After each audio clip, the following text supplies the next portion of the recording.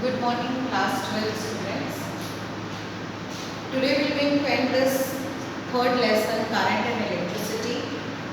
My last topic of this chapter, that is about your potential meter. Okay. Potentiometer is a device which is used to find out the exact value of EMF and the potential difference across a resistor.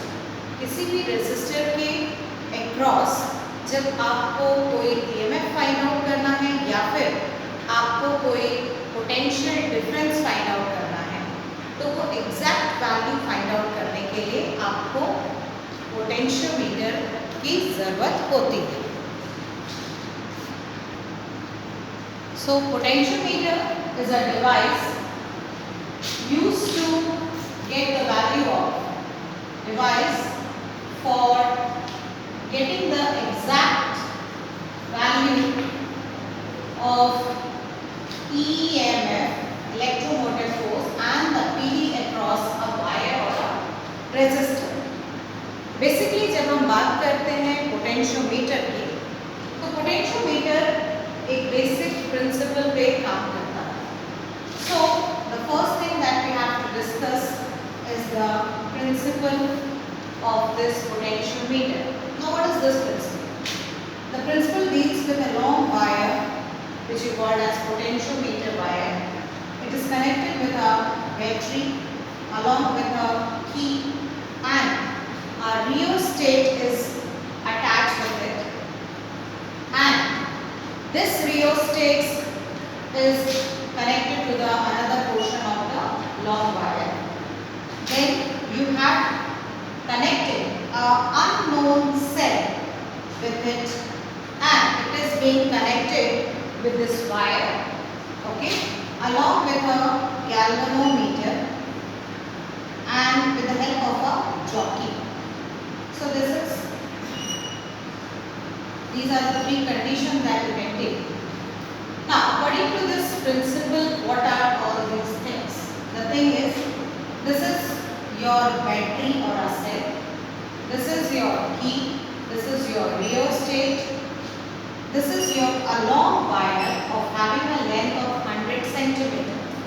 So this is a long wire which is called as potentiometer wire, which is exactly that value which help you to find the measurement. Then you attach a cell or a battery, okay, along parallel to this wire, so that this battery's EMF can be known. आपके पास एक unknown battery cell है, जिस cell को हमने इसके parallelly connect किया है, और इस सेल का EMF हमको फाइंड आउट करना है. This EMF is connected with a galvanometer along with the help of a jockey. jockey का मतलब होता है एक मूवेबल वायर से कनेक्टेड जॉकी स्टिक की तरह होता है, पतला सा छोटा सा, so that the wire can get the measurement. Now, the upper portion of the potentiometer, that means the wire AB, the battery, the key and the rheostat, is called as primary circuit. क्या कहा जाता है इसको? Primary circuit कहा जाता है. And the lower portion, that means the portion from which you have to calculate something, then the lower portion is called as secondary circuit. Okay. चलिए, तो how does it work?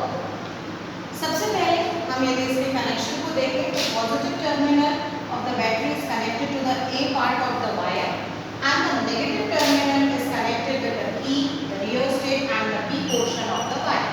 ठीक? As the battery is supposed to on, तो potential difference हमें कहाँ पे मिलता है? AB के अक्रॉस मिलता है.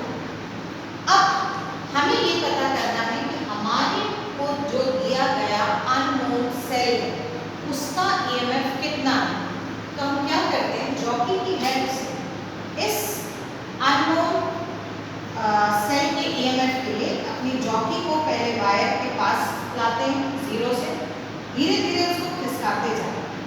As you go on moving, there surely comes a point on the wire. Suppose I am taking this point as D. ये D एक ऐसा पोर्शन हमें मिलेगा इस वायर की लेंथ पर जब हमारे गैल्वेनोमीटर में कोई करंट शो नहीं होगा। That means it will show null deflection. तो हमें ये पता चल जाएगा कि ये वायर की लेंथ कितनी है और इसके अक्रॉस VA VD की वैल्यू कितनी है। तो दिस इज द रिलेशन जो हमें ये पता चलेगा कि भाई यहाँ पर हमारे गैल्वेनोमीटर की करंट फ्लो नहीं हो रही है, मतलब इतना पोटेंशियल डिफरेंस ही हमारे सेल का EMF है। Got it? So this is an experiment point of view. With the help of this, you say that कि ये zero deflection पे work करता है and it basically works on a relation that you had learned before, that is about your potential gradient. Potential gradient पे हमने बात की थी और potential gradient that means K is equals to V upon L. Now what is your K? K is the potentiometer constant and V is the potential difference and L is the value. तो hence क्योंकि आपका potential difference इन दो points के बीच में बन रहा है, तो just cross multiply your wire and let it take the length of this wire is your L. तो what will be your value? KL is equals to VA minus V. Now whatever be your potential difference, this potential difference confirms that this potential difference confirms the EMF of the unknown cell. जो आपका unknown cell है उसका EMF वो बता देगा। So that means in general way you can say the potential gradient and the length of the potentiometer wire till a point where you get a zero deflection by the galvanometer is always equals to the potential difference of that portion, and that potential difference is actually the EMF of the cell. वो क्या है आपके लिए? Cell का EMF है। So इस relation से हमें पोटेंशियोमीटर वायर के वर्किंग समझ में आती है। Now you come to a relation कि why we compare a potentiometer with a voltmeter. Potentiometer एक ऐसा डिवाइस है जो बिल्कुल एग्जैक्ट EMF निकाल सकता है, पर वोल्टमीटर ऐसा नहीं कर सकता। सो इसलिए कहा जाता है कि potentiometer is much superior then voltmeter. इसके दो रीजंस हैं। पहला ये कि it can get the value of unknown EMF, तो किसी भी अननोन EMF को बता सकता है, फाइंड आउट कर सकता है, और दूसरा उसकी सेंसिटिविटी बहुत ही ज़्यादा होती है। सेंसिटिविटी डील्स विद दैट कि यदि हम बात कर रहे हैं किसी पोटेंशियोमीटर वायर की सेंसिटिविटी की, तो वो ये कहता है कि वायर में जितना आपके लिए पोटेंशियल ग्रेडियंट की वैल्यू कम होगी, जितनी पोटेंशियोमीटर की वैल्यू कम होगी, ज़ीरो डिफ्लेक्शन की जो डिस्टेंस है वो हमेशा ज़्यादा होगा। इसकी वजह से एरर, इसमें जो भी एरर है वो ज़ीरो हो जाएगा। तो ज़ीरो एरर होने की वजह से आपके पास उसकी सेंसिटिविटी काफ़ी बढ़ जाएगी।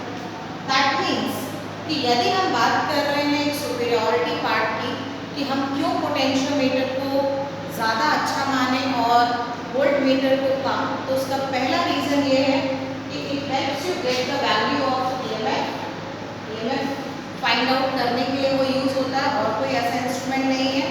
और दूसरा कि ये कि उसकी सेंसिटिविटी बहुत ही ज़्यादा होती है। सेंसिटिविटी में ये बोला जाता है कि जो पोटेंशियल ग्रेडियंट का रेशियो है K, उसकी वैल्यू कम, तो कम है तो वायर की लेंथ क्या होती जाएगी? बढ़ती जाएगी। इसका रेशियो यदि कम आ जाता है तो ऐसी कंडीशन में आपके लिए जो उसकी सेंसिटिविटी, जो उसके मेजरमेंट करने का जो पावर है या स्ट्रेंथ है वो सबसे ज़्यादा हो जाता है।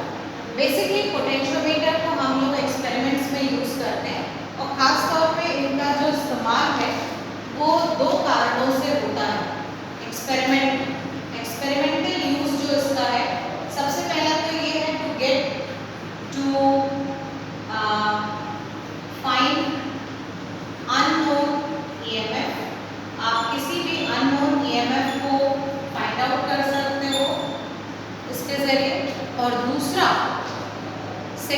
इज द रिलेशन कि आप किसी भी दो सेल के ईएमएफ को कंपेयर कर सकते हैं, comparing the two EMF.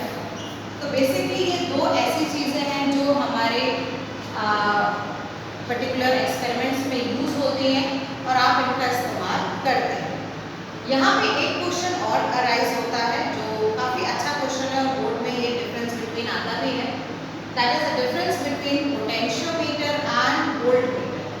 Potentiometer basically जो एक डिवाइस है वो ईएमएफ नापने के लिए हेल्प करता है और जब आप उसको इक्विलिब्रियम में रखते हो तो इससे कोई करंट फ्लो नहीं होता, पर ऐसा वोल्टमीटर में नहीं होता। पोटेंशियोमीटर जीरो डिफ्लेक्शन मेथड पे काम करता है और वोल्टमीटर डिफ्लेक्शन मेथड पे काम करता है। पोटेंशियोमीटर से आप ईएमएफ निकाल सकते हैं एग्जैक्ट, पर वोल्टमीटर से आप ईएमएफ नहीं निकाल सकते।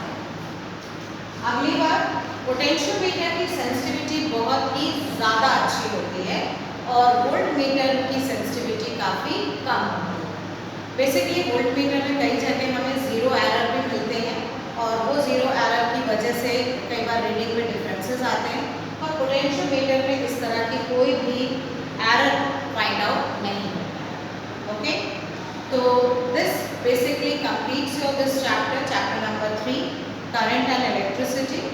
In the next class I am going to give you some of the questions and you all have to purchase NCERT books as a textbook, and even you have to purchase Shivlal book, that is a reference book for your reference and making the notes. Secondly, you have to purchase a register for physics as we had talked earlier also, and whatever I am explaining you, that all should be there in your particular register, and whatever questions I am giving you, that will also be performed by you in that register same. Okay, so this overs your this third chapter beta.